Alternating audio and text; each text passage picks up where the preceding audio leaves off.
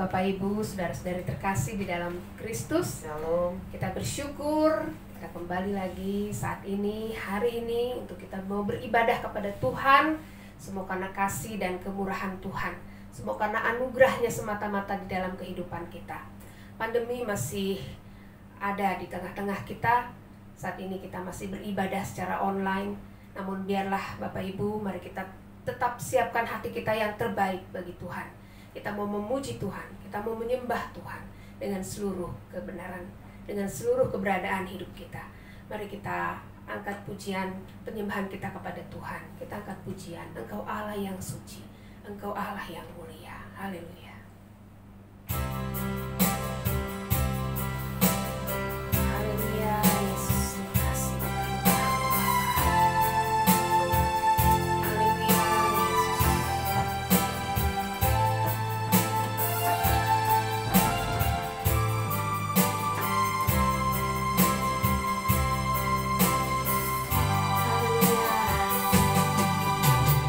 Allah yang suci,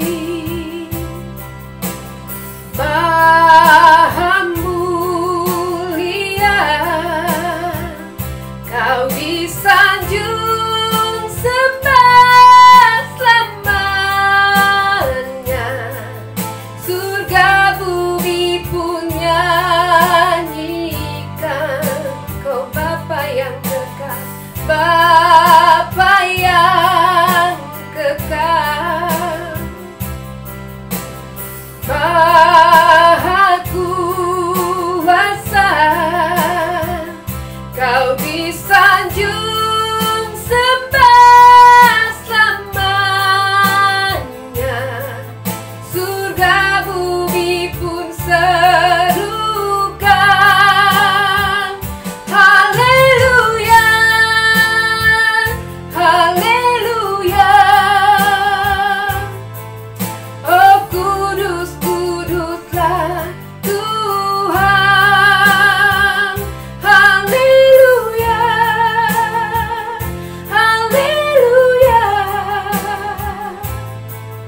Terpujilah nama Tuhan, haleluya.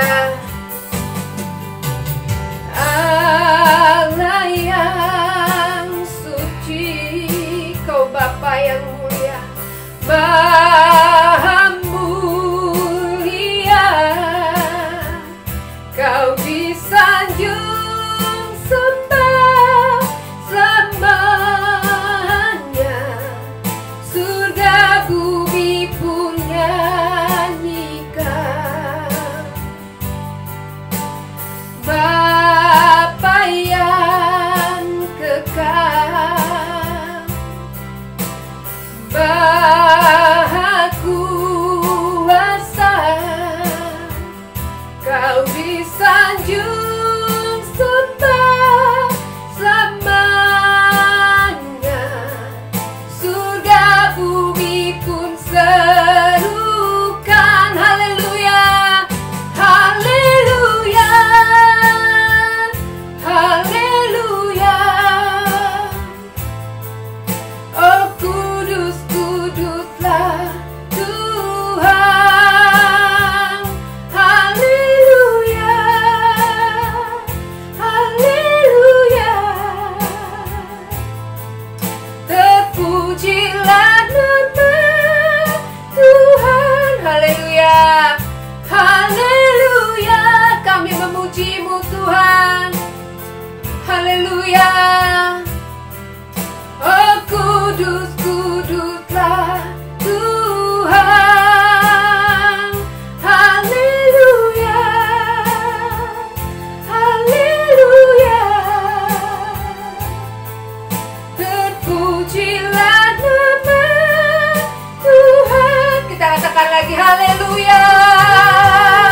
Sembah Dia, haleluya. Kau Allah yang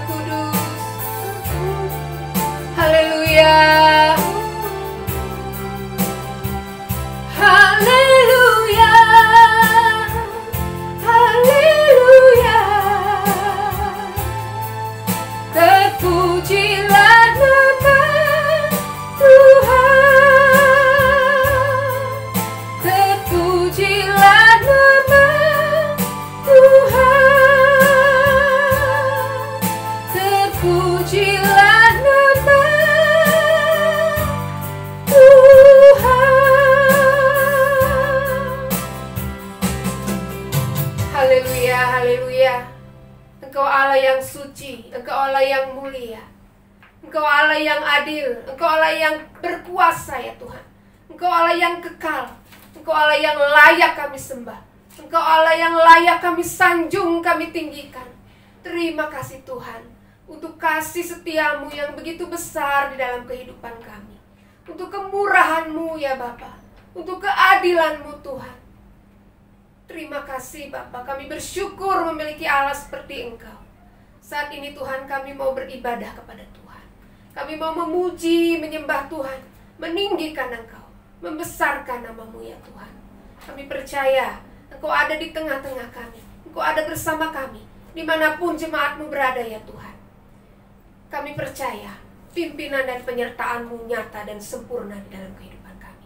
Kami serahkan ibadah kami dalam tangan pengasihan-Mu, dalam pimpinan-Mu dari awal, pertengahan sampai akhirnya. Dan biarlah hanya nama Tuhan saja yang dipuji dan dipermuliakan di dalam seluruh kehidupan kami. Dalam nama Tuhan Yesus kami berdoa. Haleluya. Amin. Haleluya. Sekali lagi shalom Bapak Ibu yang dikasihi oleh Tuhan. Shalom. Kita mau bersuka cita, kita mau memuji Tuhan, kita angkat pujian. Datanglah ke bait-Nya dengan hati bersyukur. Haleluya.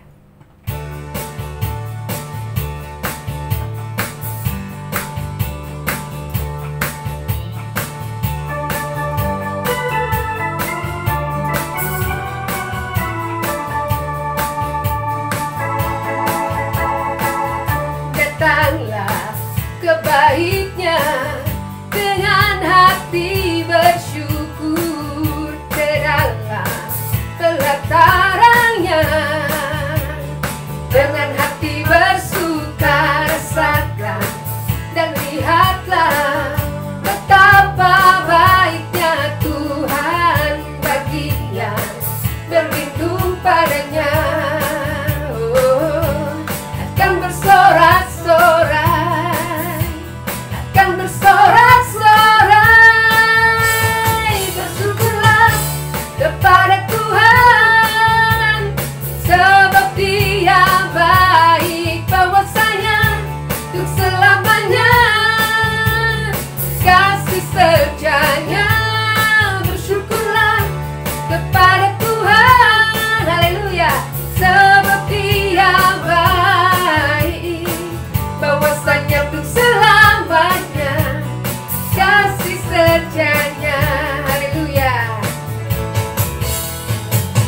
Datanglah ke bait-Nya dengan hati bersyukur, ke dalam pelataran-Nya dengan hati bersuka rasakan dan lihatlah betapa baiknya Tuhan bagi yang berlindung padanya.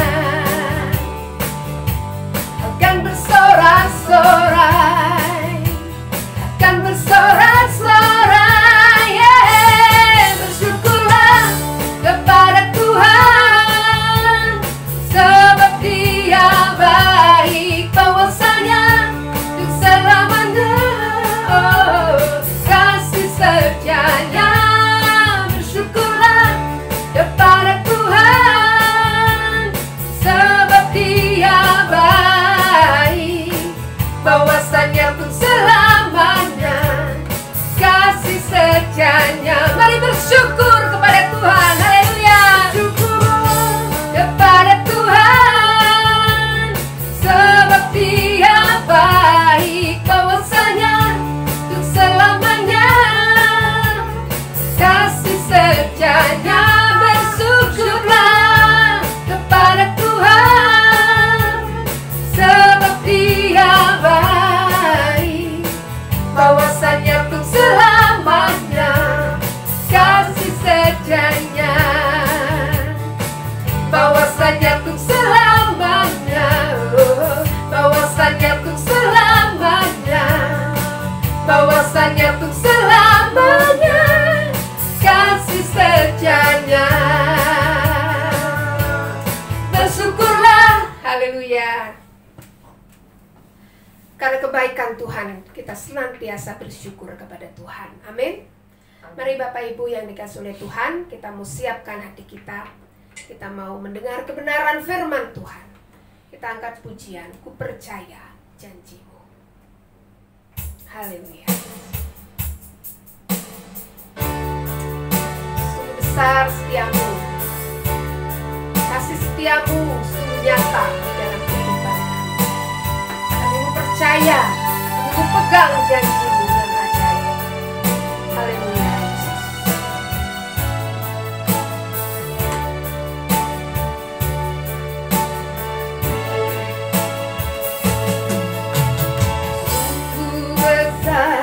Setiamu Kau nyatakan bagiku,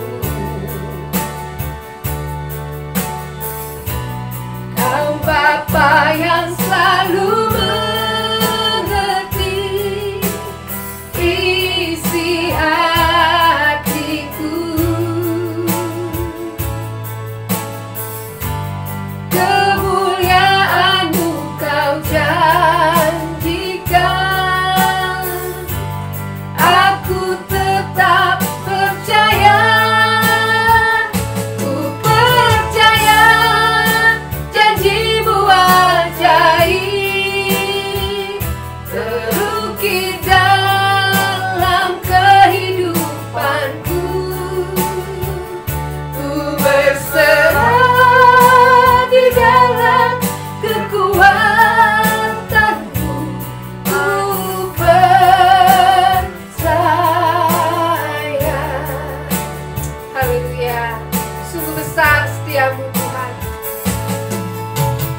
Sungguh besar setiamu.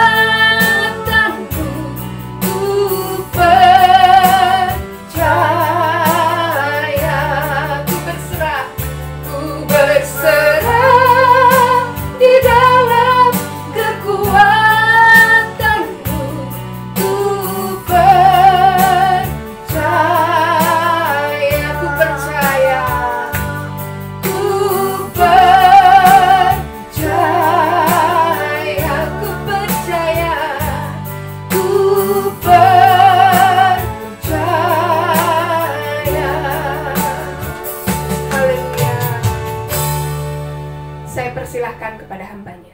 Mari kita berdoa. Bapa kami yang berada dalam kerajaan surga Tuhan, terima kasih untuk setiap anugerah yang masih Engkau berikan kepada kami. Walaupun sebentar lagi kami akan merenungkan sebagian dari isi sabda firman-Mu, kiranya Engkau memberkati setiap kami, anak-anak-Mu Tuhan, untuk boleh memahami dan mengerti akan firman yang akan hamba-Mu sampaikan ya Tuhan. Kiranya juga Engkau memberkati urapi hamba-Mu, agar apa yang nanti diucapkannya adalah boleh benar-benar isi hati dari Tuhan. Kami menyerahkan perenungan firman ini ke dalam tangan-Mu, di dalam nama Yesus Kristus kami berdoa. Amin. Bapak Ibu Saudara sekalian, kita akan merenungkan sebagian dari firman Tuhan yang terdapat di dalam kitab Kolose pasal yang ketiga ayat 1 sampai 17. Kolose pasal 3 ayat 1 sampai 17. Ayat 1, karena itu, kalau kamu dibangkitkan bersama dengan Kristus, carilah perkara yang di atas, di mana Kristus ada, duduk di sebelah kanan Allah. Pikirkanlah perkara yang di atas, bukan yang di bumi. Sebab kamu telah mati, dan hidupmu tersembunyi bersama dengan Kristus di dalam Allah. Apabila Kristus yang adalah hidup kita menyatakan diri kelak, kamu pun akan menyatakan diri bersama dengan Dia dalam kemuliaan.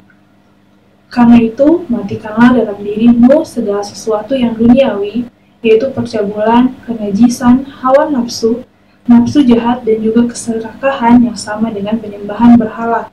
Semuanya itu mendatangkan murka Allah atas orang-orang durhaka.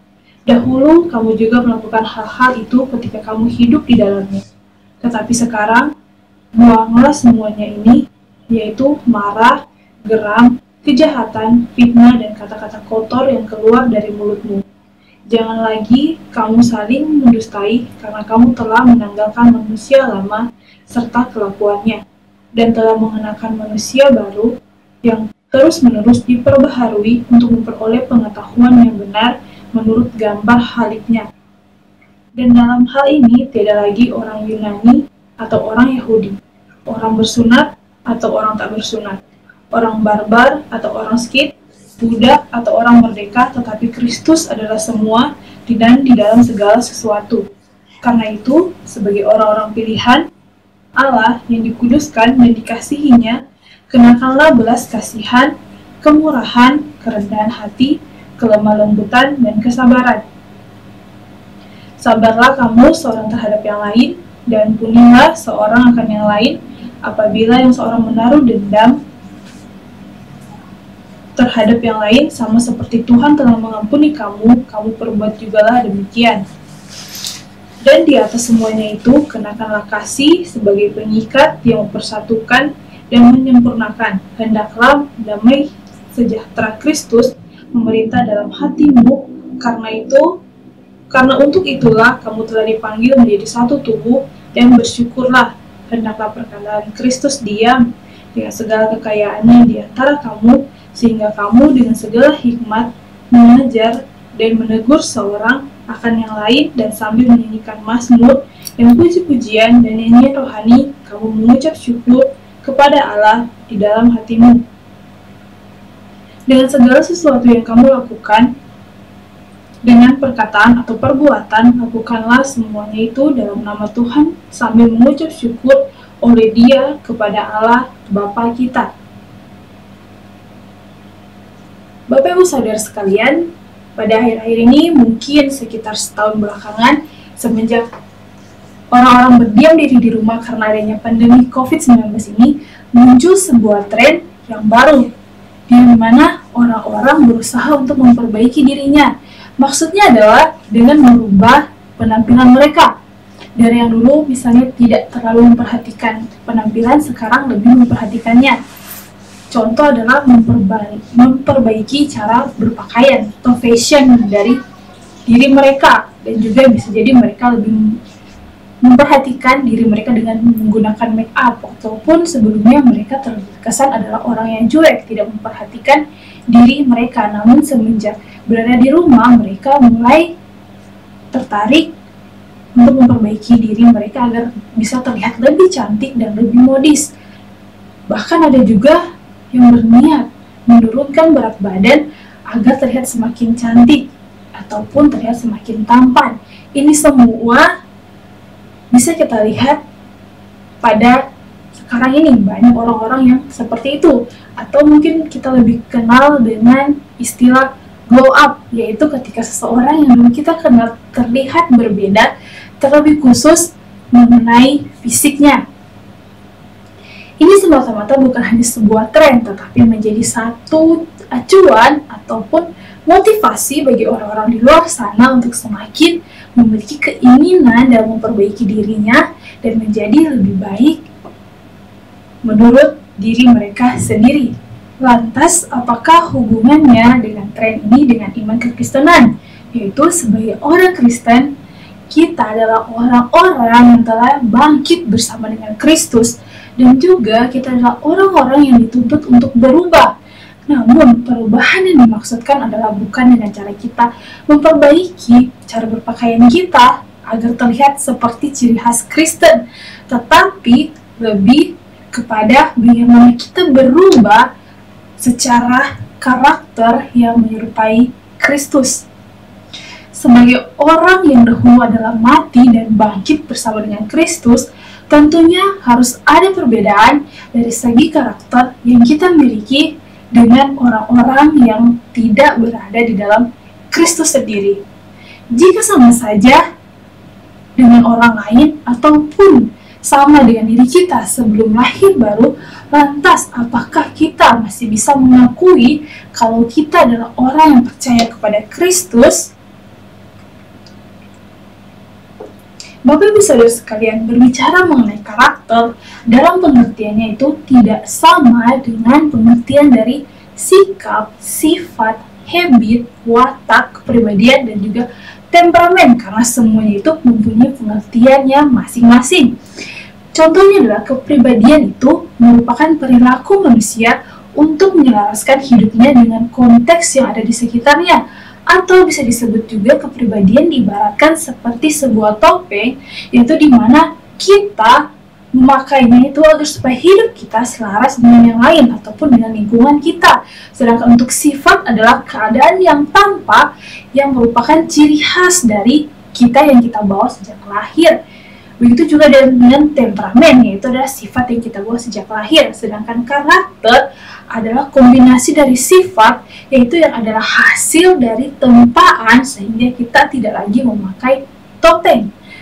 Oleh karena itu, orang yang berkarakter adalah orang yang kuat dan punya prinsip yang jelas di dalam dirinya. Dan seharusnya kita sebagai orang Kristen juga seperti itu. Tidak ada topeng yang harus kita pakai untuk menutupi diri kita.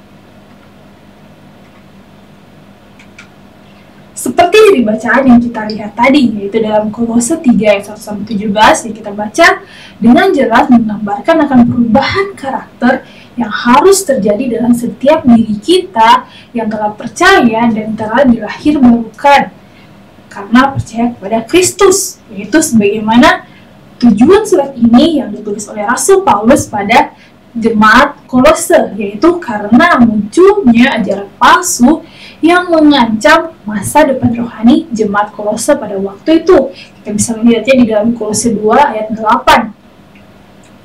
Keadaan ini diketahui oleh Paulus ketika ada salah satu pemimpin dari gereja Kolose bernama Epafras mengadakan perjalanan untuk mengunjungi Paulus yang pada saat itu sedang berada di dalam tahanan yang kemungkinan sekali berada di kota Roma. Sehingga ia menuliskan surat ini, Paulus menulis surat ini mungkin saja ketika ia sedang menantikan naik bandingnya kepada Kaisar. Sehingga surat ini sampai kepada jemaat Kolose melalui rekan kerja Paulus yang bernama Tikitus yang membawanya langsung ke Kolose atas nama Paulus. Dari surat ini tidak bisa diuraikan dengan jelas pengajaran palsu apa yang terdapat di Kolose. Hal ini menurut beberapa penafsir tidak diuraikan karena para pembaca yaitu Para jemaat Kolose pada waktu itu mengetahui dengan jelas dan mereka sangat memahami akan isi surat Paulus ini mengenai penyesat atau bidat tersebut. Akan tetapi kita bisa melihat dari berbagai pernyataan Paulus di dalam surat ini, kita bisa melihat bahwa ajaran palsu atau bidat yang hendak melanda atau sedang berada di jemaat Kolose pada waktu itu adalah mereka mau meruntuhkan dan menggantikan Yesus Kristus sebagai inti kepercayaan Kristen yang itu dengan mencampurkan pengajaran-pengajaran Kristen dengan tradisi Yahudi yang ada di luar Alkitab dan juga beberapa filsafat kafir yang berkembang pada saat itu. Nah, surat Kolose ini juga hampir sama dengan surat lainnya, yaitu terdapat salam kepada jemaat. Yang kali ini salam Paulus mengungkapkan rasa syukur karena iman, kasih, pengharapan yang ada dalam diri jemaat. Dan karena mereka terus-menerus maju sebagai orang percaya, maka Paulus memusatkan perhatian pada dua pokok persoalan yang penting, yaitu ajaran yang betul dan nasihat-nasihat praktis. Sehingga dari sisi teologi, Paulus menekankan sifat sejati dari kemuliaan Kristus yang adalah gambar Allah yang tidak terlihat, kepenuhan kealahan dalam bentuk jasmania, pencipta segala sesuatu, kepala gereja, dan sumber yang serba cukup dari keselamatan kita. Kristus benar-benar memadai, sedangkan bidat yang berkembang di Kolose pada waktu itu sama sekali tidak memadai semua aspek tersebut, karena mereka itu hampa, palsu, dan bersifat kemanusiaan, sehingga mereka dangkal secara rohani dan angkuh, serta tanpa kekuasaan terhadap keinginan-keinginan berdosa dari tubuh atau daging. Sehingga dalam nasihat praktisnya, Paulus menghimbau agar hidup mereka didasarkan kepada kecukupan Kristus sebagai satu-satunya cara untuk maju dalam kehidupan kekristenan. Realitas Kristus yang hidup dalam hidup kita harus tampak dalam perilaku kita, yaitu sebagai orang Kristen yang menerima Kristus sebagai juru selamat, dan juga dalam hubungan rumah tangga dan juga dalam disiplin rohani. Sehingga dari apa yang kita baca tadi dalam Kolose pasal 3 ayat 1-17 itu termasuk ke dalam nasihat praktis yang diajarkan oleh Rasul Paulus yang harus dilakukan oleh para jemaat saat itu dan juga kita saat ini. Dari nasihat praktis itu terdapat sebuah proses atau langkah yang harus kita kerjakan untuk mencapai seseorang yang dengan karakter yang serupa dengan Kristus. Untuk itu kita akan belajar dan memahami hal praktis dan langkah apa saja yang harus kita lakukan untuk menjadi orang yang mencerminkan karakter Kristus di dalam dirinya.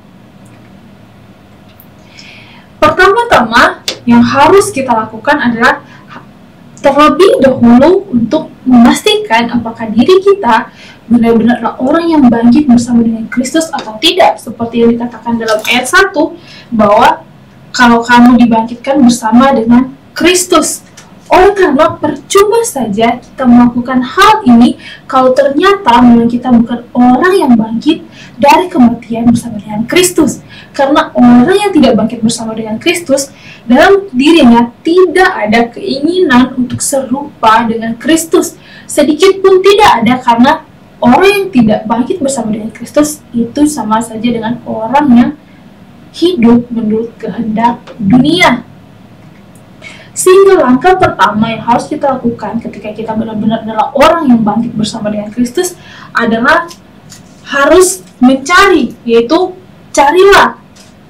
Apa yang harus kita cari, yaitu perkara-perkara yang ada di atas dan bukan yang ada di bawah.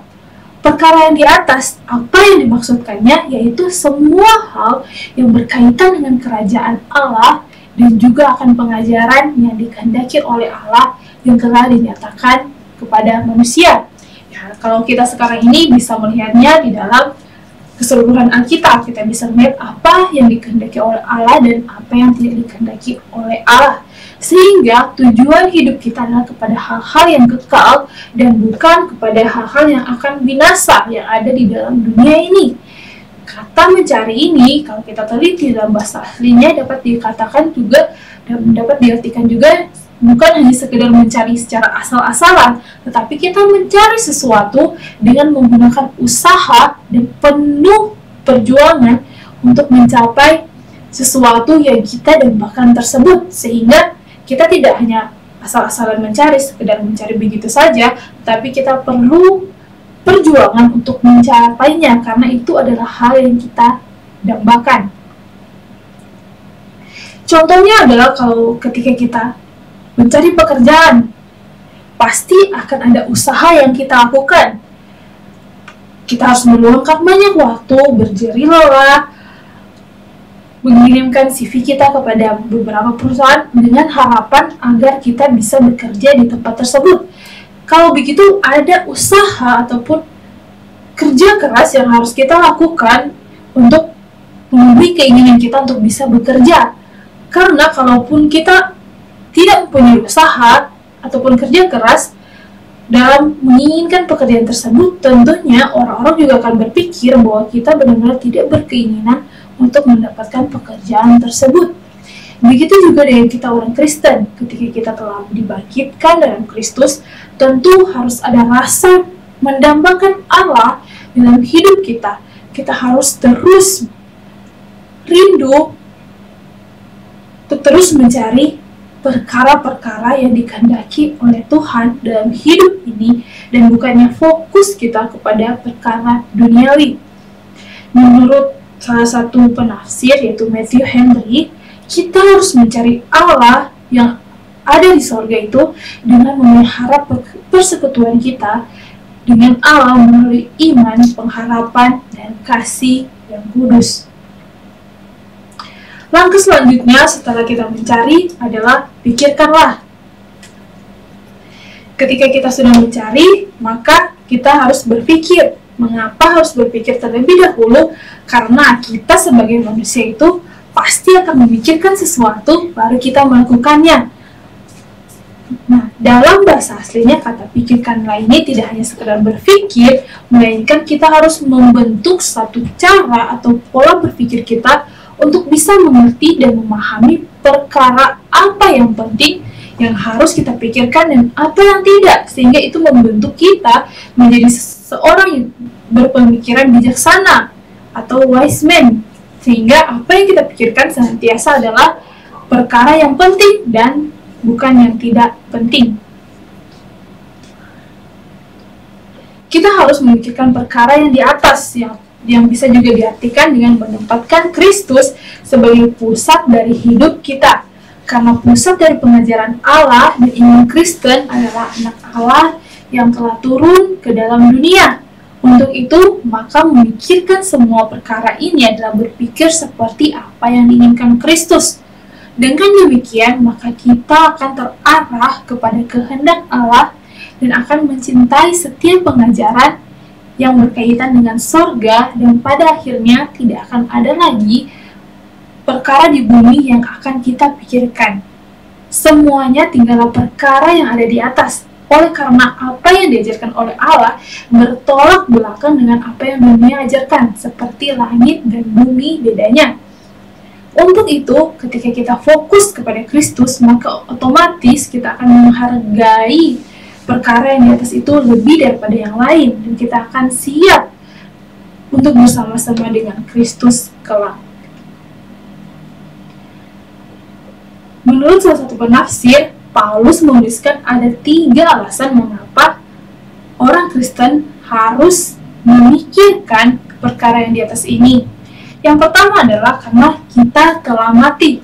Maksud dari kita telah mati ini yaitu kita mati menurut pengakuan kita, dan kita telah dikuburkan bersama-sama dengan Kristus dan telah menjadi satu dengan apa yang sama dengan kematian Kristus.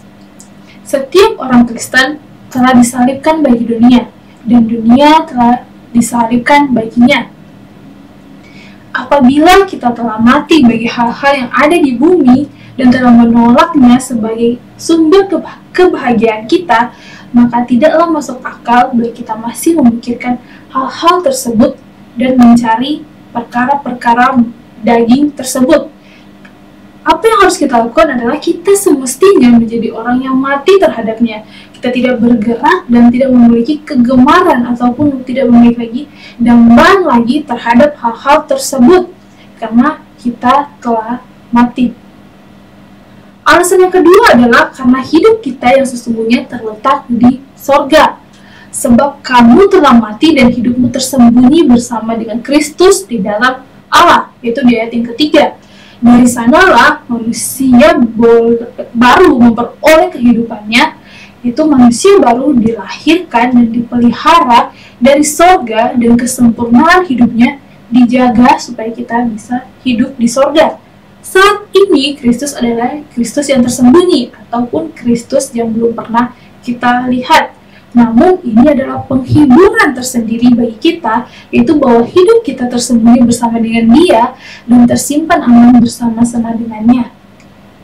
Seperti halnya kita mempunyai alasan untuk mengasihi Dia sekalipun kita belum pernah melihat Dia.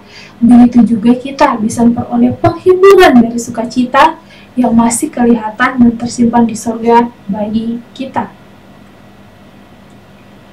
Alasan yang ketiga adalah karena pada saat kedatangan Kristus yang kedua kalinya, kita memiliki pengharapan bahwa sukacita kita akan disempurnakan. Jika sekarang kita menjalani kehidupan Kristen ini dengan murni dan taat, maka apabila Kristus yang adalah hidup kita menyatakan dirinya kelak, kamu pun akan menyatakan diri bersama dengan Dia dalam kemuliaan, yaitu di ayat yang keempat. Ketika nanti Kristus menyatakan dirinya, pada saat itu kita pun akan menyatakan diri bersama-sama dengan Dia dalam kemuliaan. Merupakan kemuliaannya ketika umat yang ditebusnya itu ada bersama-sama dengan Dia. Sehingga pada kedatangan Kristus yang kedua kali, semua orang kudus akan berjumpa bersama-sama.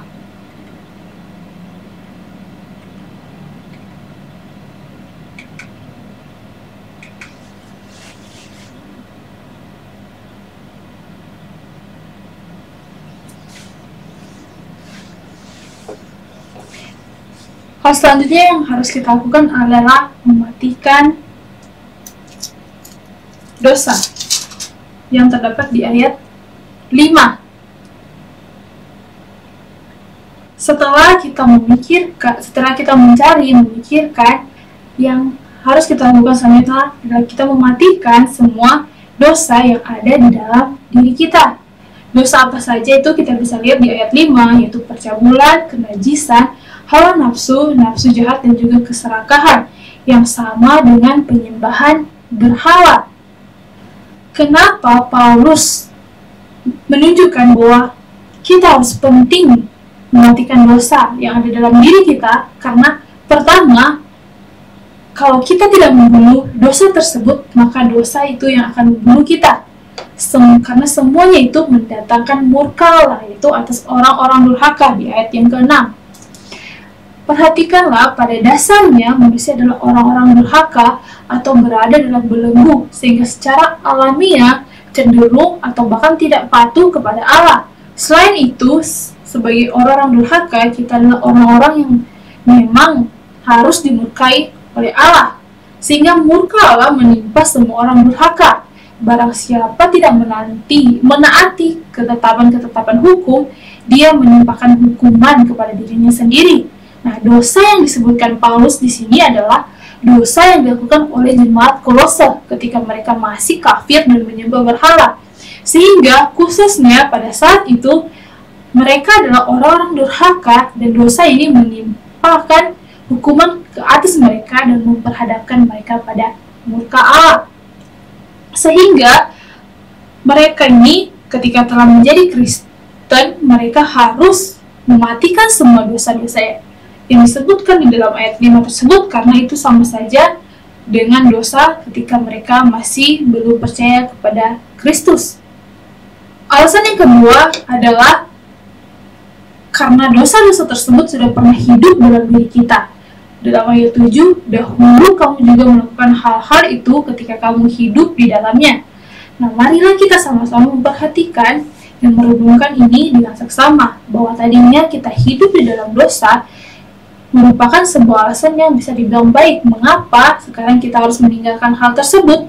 Karena kita adalah orang yang telah bangkit bersama dengan Kristus, sehingga kita harus meninggalkan dosa tersebut dan kita tidak boleh lagi berjalan di dalamnya, karena kita sudah pernah melangkah di jalan yang sesat. Karena itulah kita tidak boleh lagi berjalan di dalamnya, karena telah cukup banyak waktu yang kita pergunakan untuk melakukan kehendak orang-orang yang tidak mengenal Allah, yaitu kita mengikuti hawa nafsu dunia. Untuk itu, setelah dilahirkan kembali, tentunya hal yang harus kita lakukan adalah tidak berinteraksi dengan dosa yang sudah pernah kita lakukan dan hidupi tersebut, melainkan harus ada sebuah pembaharuan yang baik yang sesuai dengan karakter yang diajarkan oleh Kristus. Sehingga dengan demikian, ada baiknya kita menjauh dari orang jahat, karena adalah sukar untuk tinggal di antara orang yang melakukan pekerjaan yang jahat tanpa memiliki persekutuan dengan mereka. Sama seperti halnya berjalan di dalam lumpur tanpa ternoda tanah. Sehingga untuk itu setiap orang percaya yang telah diselamatkan oleh Allah seharusnya hidup dalam kebaharuan yang sejati. Kehidupan dalam kebaharuan sejati ini ditandai dengan adanya tindakan untuk menanggalkan kehidupan yang lama atau cara hidup kita yang lama yang dikuasai oleh dosa. Oleh karena tindakan mematikan dosa ini kita lakukan karena kita adalah orang yang sudah bangkit bersama dengan Kristus. Tubuh kita tidak lagi terjerat kepada kebinasaan, melainkan kepada kemuliaan Allah. Sehingga untuk itu kita harus mematikan semua perkara dunia yang masih ada dalam diri kita, agar supaya kita mampu untuk memikirkan perkara yang ada di atas. Namun dalam kenyataannya, dalam sepanjang perjalanan hidup kita, membunuh atau mematikan kedagingan dalam diri kita tidaklah mudah. Harus penuh dengan kedisiplinan yang kuat dalam setiap pribadi kita. Tapi saya percaya dengan adanya kuasa Kristus, Roh Kudus mampu untuk menuntun kita mematikan semua kecenderungan dosa yang kita sering lakukan. Langkah yang keempat adalah setelah kita mematikan dosa, maka tindakan selanjutnya adalah membuang atau menanggalkan diri kita, menanggalkan manusia lama kita, agar supaya kita terus diperbarui menjadi manusia yang baru. Oleh karena percuma saja kita mencari, memikirkan, mematikan hal tersebut jika kita tidak mau membuangnya dari kehidupan kita. Oleh karena ketika kita membuang segala keinginan kita akan perkara dunia ini, maka sepenuhnya kita akan terlepas dari keinginan itu. Dengan membuat semua marah, geram, kejahatan, fitnah, dan kata-kata kotor ini, kita tidak akan bertentangan dengan rancangan Injil. Dengan membuang semuanya itu, kita tidak akan bertentangan dengan rancangan Injil. Kebenaran Injil akan memperkenalkan kita kepada suatu perubahan, kepada perubahan yang baik. Namun, amarah dan geram adalah buruk karena akarnya lebih dalam dan dilakukan dengan sengaja. Kejahatan juga adalah sebuah amarah yang memuncak dan ditindaklanjuti. Selain itu, sebagaimana keyakinan-keyakinan yang bejat di dalam hati harus dipangkas, maka begitu juga dengan buah yang dihasilkan melalui lidah. Contohnya itu fitnah, yang dimaksudkan adalah mengatakan hal yang buruk ataupun yang tidak benar mengenai orang lain.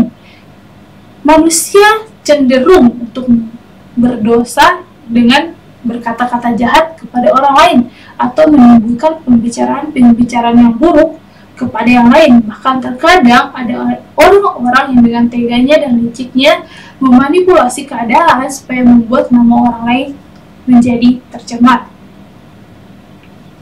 Begitu juga dengan mengucapkan kata-kata kotor, yaitu segala perkataan kotor dan kasar yang bisa saja tanpa sengaja atau sudah menjadi kebiasaan bagi kita untuk diucapkan. Tentunya hal ini tidaklah benar, karena di balik Karena di balik kata terbiasa, kita harus membuang sifat buruk kita itu. Karena ketika kita telah bangkit, maka semuanya itu harus kita tinggalkan.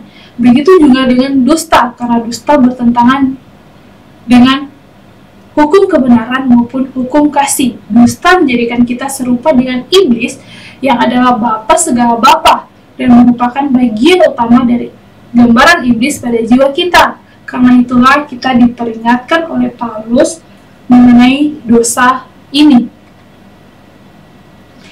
Karena di ayat yang 10, karena kamu telah mendengarkan manusia lama serta kelakuannya dan telah menggunakan manusia baru. Dengan kata lain, meninggalkan manusia lama ini sudah seharusnya kita menjauhi dosa dan menolak segala dosa dan hanya berfokus kepada kepentingan Kristus. Maka seharusnya kita membentengi diri kita dari dosa ini. Mereka telah mengenakan manusia baru, sehingga harus mengenakan semua perbuatan manusia yang baru, bukan hanya melulu kaidah-kaidahnya yang baik, tetapi juga menindakinya dalam perilaku yang baik. Dikatakan bahwa manusia baru terus-menerus diperbarui untuk memperoleh pengetahuan yang benar, karena orang yang tidak berpengetahuan tidak dapat menjadi orang baik.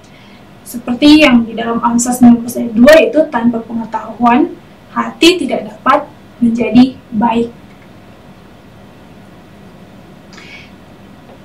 Ketika kita telah membuang semua itu, maka tidak ada lagi dalam pemikiran kita untuk membedakan orang. Semuanya adalah sama, seperti yang Paulus katakan di dalam ayat 11. Sehingga tidak ada lagi kita memandang bahwa orang ini adalah orang Yahudi, Yunani, mereka adalah budak atau merdeka, bersunat ataupun tidak, karena semuanya itu adalah sama. Karena dalam Kristus tidak ada yang beda.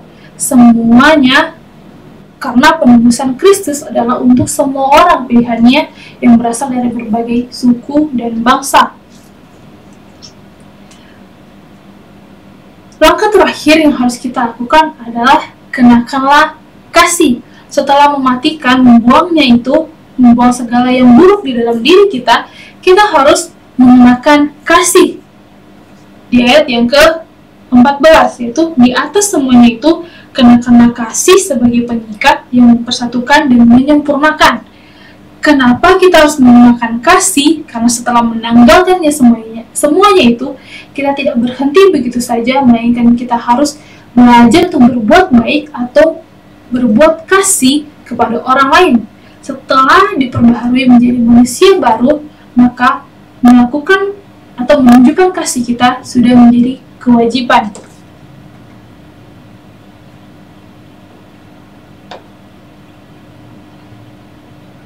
Dalam tafsiran Matthew Henry, dia menuliskan bahwa Paulus memaparkan alasan mengapa harus mengenakan kasih. Yang pertama adalah orang-orang yang dikuduskan ini adalah orang-orang pilihan, sehingga orang-orang pilihan ini mereka juga dikasihi oleh Allah.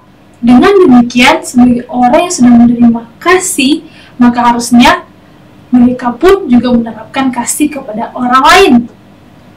Karena orang-orang pilihan ini, kita sebagai orang-orang pilihan adalah cerminan dari Allah di dalam kehidupan. Sehingga karena Allah adalah kasih, maka kita pun harus menjadi orang yang penuh kasih, menerapkan kasih dalam kehidupan kita. Alasan yang kedua adalah orang-orang yang menjadi pilihan Allah ini harus merendahkan diri, merendahkan hati mereka dan penuh kasih terhadap semua orang. Contoh dari kasih yang harus ada dalam diri orang pilihan Allah adalah memiliki rasa iba terhadap orang-orang yang malang, yaitu belas kasihan yang terdalam. Yaitu dalam Lukas 6 ayat 36, hendaklah kamu murah hati sama seperti Bapamu adalah murah hati. Kerendahan hati ini juga dimaksudkan dengan mendudukkan diri terhadap orang-orang yang lebih tinggi, yaitu kita menghargai, menghormati orang-orang yang ada di atas kita, dan juga kita harus tetap juga menghormati orang-orang yang ada di bawah kita. Jangan kita hanya menghormati atasan kita dan melakukan hal yang semena-mena pada bawahan kita, tetapi kita harus tetap menjaga kerendahan hati kita untuk semua orang. Bukan hanya sekedar berperilaku, tetapi pikiran kita juga harus rendah hati. Kita tidak boleh merasa berbangga diri terhadap apapun. Selanjutnya, kenapa kita harus menekan kasih? Yaitu kasih itu juga adalah lemah lembut. Sekalipun ada orang yang mungkin tanpa sengaja atau sengaja membuat kita marah dan jengkel, kita tidak boleh terseret ke dalam godaan untuk marah, tetapi kita harus bijaksana dengan mengendalikan amarah kita sendiri agar supaya kita tidak terjatuh ke dalam godaan dosa. Selanjutnya juga adalah kesiapan untuk mengampuni ketika disakiti. Kita harus siap mengampuni seseorang apabila orang tersebut menyakiti kita. Selama kita hidup di dunia ini, ada begitu banyak kejahatan yang bisa terjadi. Mungkin kita sebagai pelaku ataupun kita yang menerima kejahatan dari seseorang. Namun kita harus mempunyai kesiapan hati untuk mengampuni ketika kita disakiti. Dengan adanya kasih dalam diri kita sebagai orang percaya, maka kita tidak akan gampang merasa tersindir, tersakiti, marah akan sesuatu yang menyakitkan diri kita. Oleh karena seperti apa yang dikatakan tadi, bahwa dengan mengenakan kasih ada banyak hal yang akan kita terima. Kita akan belajar banyak hal dan akan senantiasa mensyukuri apa yang kita alami, dan akan senantiasa mengingatkan kita akan kasih yang telah diberikan oleh Tuhan Allah dalam hidup kita, sehingga kita tidak seharusnya untuk bersungut-sungut mengenai hal yang buruk terjadi dalam hidup kita. Sehingga puncak dari semua perwujudan akan perubahan karakter kita menjadi seperti Kristus adalah untuk mempermuliakan Allah dalam segala sesuatu. Di dalam ayat 17 kita harus, dan dalam segala sesuatu yang kamu lakukan dengan perkara ataupun perkataan ataupun perbuatan, lakukanlah semuanya itu dalam nama Tuhan Yesus sambil mengucap syukur oleh Dia kepada Allah Bapa kita. Sehingga kita harus mempermuliakan Allah dalam setiap tindakan, perkataan, dan perilaku kita. Dalam setiap aspek kehidupan kita, tujuan kita melakukan kebaikan adalah supaya nama Tuhan dipermuliakan di dalam hidup kita. Oleh karena itu, kita sebagai orang-orang pilihan Allah sepatutnya menjadi cerminan Allah terhadap dunia ini. Bapak Ibu Saudara sekalian, memiliki semua karakter Kristus dalam hidup ini tidak diperoleh secara instan ataupun secara singkat. Diperlukan kedisiplinan dan juga kemauan yang kuat dan usaha yang kuat di dalamnya. Namun, percayalah semua itu pasti akan kita capai, karena pada dasarnya kita sebagai orang pilihan Allah yang telah bangkit bersama dengan Kristus, terdapat Roh Kudus di dalam diri kita yang akan memampukan kita untuk bisa selalu fokus dan tertuju kepada Tuhan, dan tetaplah kenakan kasih dalam keseharian kita, karena itu adalah wujud tindakan syukur kita atas anugerah dan kasih yang telah Allah berikan di dalam hidup kita. Jangan merasa terlalu cemas jika kita belum mencapai pada tahap sempurna ataupun tahap yang mendekati seperti apa yang Kristus. Nah, karena semuanya itu adalah proses. Masing-masing dari kita membutuhkan proses yang berbeda-beda. Karena satu kalimat yang saya ingat adalah kita memang harus memikirkan perkara yang ada di atas, tetapi kita juga tidak lupa bahwa sekarang ini kita pun masih berada di dalam dunia. Maksudnya adalah kita masih berada di dalam dunia ini, itu dunia yang berdosa, dan untuk itu kita masih ada kemungkinan untuk jatuh ataupun tersandung. Oleh karena semua yang kita pikirkan ideal itu bisa saja tidak terjadi, tetapi kita harus kembali meyakinkan diri kita bahwa Roh Kudus itu akan menuntun kita untuk sampai pada tahap dewasa secara karakter ini. Namun di sisi lain pun kita juga tidak boleh terlalu santai dengan kehidupan kita, kalaupun kita masih saja belum seperti Kristus. Oleh karena kita masih memikirkan hal-hal yang duniawi. Untuk itu kita perlu memikirkan lagi perkara dunia apa yang mampu membuat kita masih tetap berfokus untuk berpikir kepada hal yang duniawi, kepada hal-hal yang daging yang akan binasa daripada hal-hal yang kekal, yaitu mengenai sorga. Apa yang membuat kita tidak tertarik memikirkan hal-hal tersebut? Marilah kita masing-masing merenungkannya. Apa yang menjadi pergumulan kita masing-masing kita sampaikan di hadapan Allah. Amin. Mari kita berdoa. Bapa dalam kerajaan surga Tuhan, kami telah mendengarkan firman-Mu. Kiranya firman-Mu yang telah disampaikan oleh hamba-Mu ya Tuhan boleh dimengerti dan boleh dapat dipahami oleh jemaat, dan juga kami boleh senantiasa melakukannya Tuhan, di mana kami boleh mencapai satu karakter serupa dengan Engkau Kristus, agar supaya kami juga boleh fokus dalam segala kehidupan kami, tingkah laku kami, perbuatan kami, perkataan kami, dan apa yang kami pikirkan itu benar-benar seperti yang Kristus mau, agar supaya hidup kami ini pun adalah benar-benar untuk memuliakan Tuhan dan bukannya hal yang lain. Karena ketika kami telah lahir baru, kami percaya dengan Kristus sebagai juru selamat kami satu-satunya, maka kami pun harus memperbaharui diri kami, menanggalkan semua manusia lama kami untuk menjadi manusia baru yang sesuai dengan Kristus. Kiranya Roh Kudus membantu kami semua dan menuntun kami untuk boleh mencapai karakter yang sempurna sesuai dengan yang Kristus inginkan. Ini doa kami, di dalam nama Yesus Kristus kami berdoa. Amin. Bapak Ibu Saudara sekalian, marilah kita pulang dan menerima berkat Tuhan. Kiranya kasih setia abadi dari Allah Bapa, anugerah dari Tuhan kita Yesus Kristus, dan pemeliharaan Roh Kudus ada senantiasa beserta dengan kita sekalian dari sekarang sampai selama-lamanya. Amin.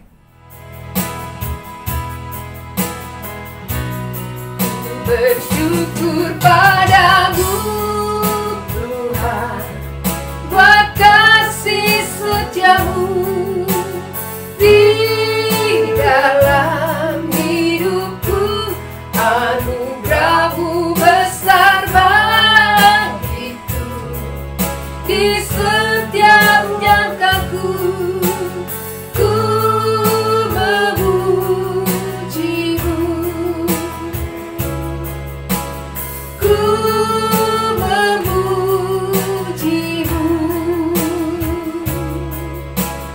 Ku memuji-Mu.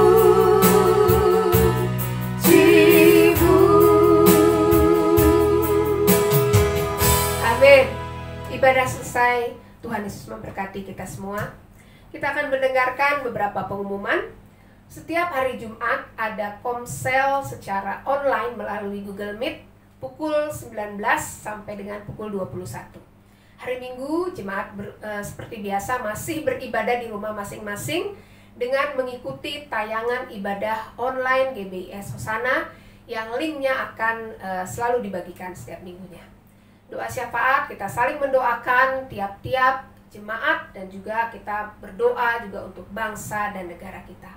Dan bagi saudara-saudari yang ingin memberkati pelayanan dan pekerjaan Tuhan di GBIS Hosana, untuk mempersembahkan persembahan maupun perpuluhan dapat disampaikan melalui transfer ke rekening gereja yang akan ditayangkan pada akhir ibadah ini.